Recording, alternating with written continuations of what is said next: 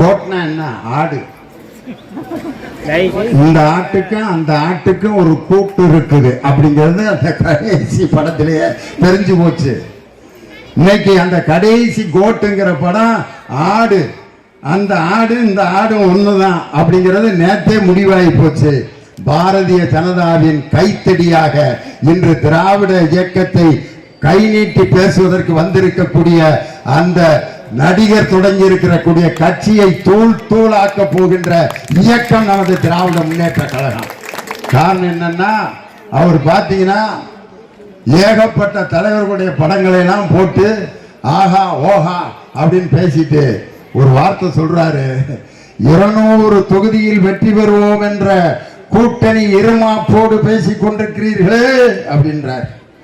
உங்களுடைய கட்சி, உங்களுடைய கணக்கு மைனஸ்ல போகின்றார். இன்னைக்கு அந்த தம்பிக்கு நான் சொல்றேன், இதே மாதிரி திமுக பார்த்து சொன்ன பல பேர் ஒண்ணுமில்லாம போயிருக்காங்க ஐயா. செய்திகளை உடனுக்குடன் தெரிந்து கொள்ள உடனே சப்ஸ்கிரைப் பண்ணுங்க.